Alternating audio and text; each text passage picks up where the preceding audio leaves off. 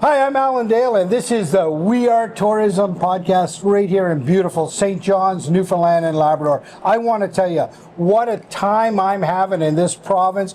The vibe here is unbelievable. Brand new facility here at the Jag Hotel. It's so fun to be in conversation with people that are really bringing this industry alive. Why don't you introduce yourself? Tell us what you do. Brenda O'Reilly. I have many hospitality businesses.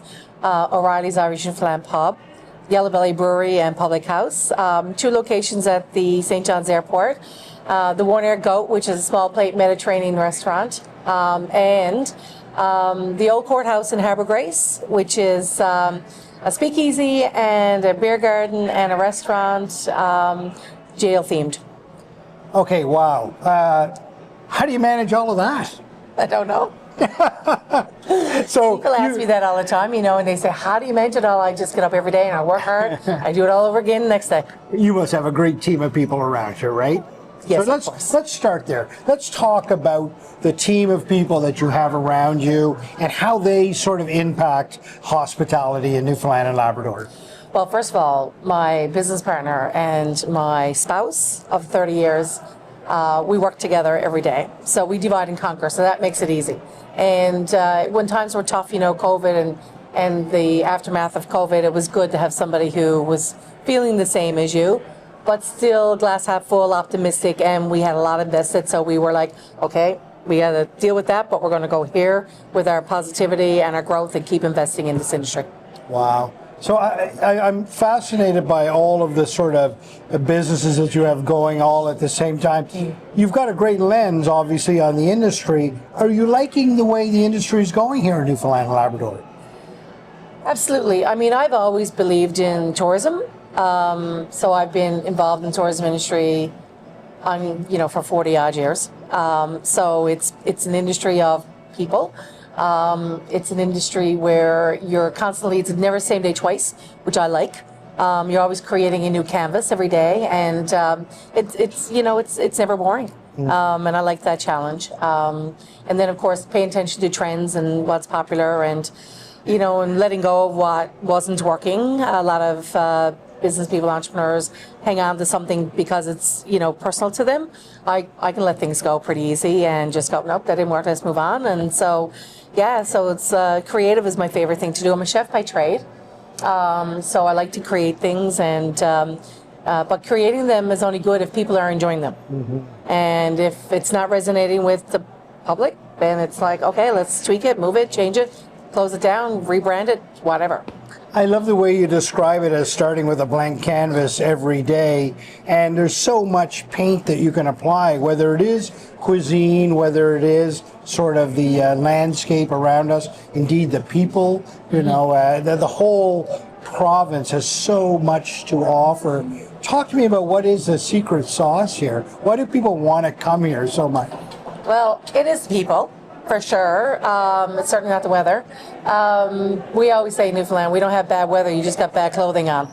So it's, it's really the people and the stories and the history and the culture, the music, the built heritage. We, myself and my husband, we have restored many historic properties, including the Yellow Belly. The church we bought a cathedral in Harbour Grace that we're turning into a destination tourism project, which is going to have multifaceted things in that facility. And so it's a historic building that we're saving. We saved the Yellow Belly. The courthouse was built in 1830 by a fellow by the name of Patrick Keogh. He also built Government House here in St. John's. I love that built history. The architecture history is just as important to me as the music and the culture and the food and the traditions. And so to me, it all goes hand in hand. Right. Tell me now, young people looking at this industry, people in transition in their careers, newcomers and the like, what would you tell them about this industry in Newfoundland and Labrador? Well, it's a career and not a job. It's a passion. If you don't have a passion for it, you'll never succeed at it, because it's built on passion and people, and it's hard work. It's physically hard work. So you've really got to be wanting to do it. But being hospitable is easy. So, that's the easy part of the job, is being nice to people. So I think that's our mantra. That's always where we've started from, is like, we're doing something, we love it, we want other people to love it. So you just got to, respect the customers and the staff, and it will work out. Now, you say you've been at it for a while, and you've got a lot of things going all at once. Is there one experience or one story that sticks out as sort of one of your favorite memories of being in this sector? So many. There's a lot to do with my parents, who both have passed now. Like, all those memories are great because they helped me build it. It's a real family kind of, even though it's, my business, they were on board with me and helping me. But I think when I look back through the history of O'Reilly's in particular, we're just celebrating our 28th year. So I think the year that Russell Crowe played at my bar, and we got to hang out with Russell after, and talk to me about that night. Tell me about that night. Well, it was magic. So Alan Doyle, who's a local musician here in Newfoundland, Mr. Newfoundland as far as I'm concerned, because he wears his Newfoundland pride everywhere he goes, and he travels the world with that. Anyway, he was coming to town, and he's friends with Russell Crowe. And so Russell came to St. John's, and Alan calls me up and says, "Do you think myself and a buddy of mine can jam out some tunes tomorrow night at your pub?" And I was like, "Who's your buddy?" And I had heard a rumor that it might have been Russell Crowe. So anyway, long story short, it was Russell Crowe. So they came, and they did a set, and then we were, O'Reilly's became famous. We were on Jimmy Hollywood and The Inquirer and Canada AM and all kinds of places because Gladiator had played at the pub. So the people that were there that night in the pub, did they have any idea that this was going to happen? So Alan that day, he said, I don't want it to be empty, but I don't want to tell everybody because I don't want it to be thrown. I don't want a mob.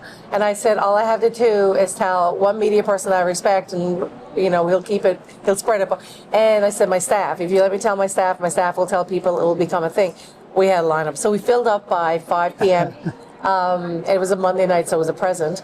And the lineup was down the street outside of O'Reilly's. And when Russell came to the bar to come in to play, we had a couple of local people, security, my husband and a friend, and walked him up. Nobody left the lineup. They were all waving at Russell from across the road. No one left line because they didn't want to lose their spot in line. And Russell's like, I've never seen this before in my life. And so he came in. They never did get in the bar, by the way, because the bar was already full and nobody left. Right. And so it was full from 5 p.m. until Russell and Alan took the stage at 10:30. So it was very much a present because, these two gentlemen, obviously, I didn't pay them, and we had a great night, and it was memories forever. But that's probably my most special thing. But there's so many. We've had so many phenomenal. I really appreciate your lens on what's happening in the industry, and certainly everything that you do for the industry. That's a great story, and really pleasure to have you in the conversation. This is what the face of tourism looks like in Newfoundland and Labrador. Thank you very much. Thank you.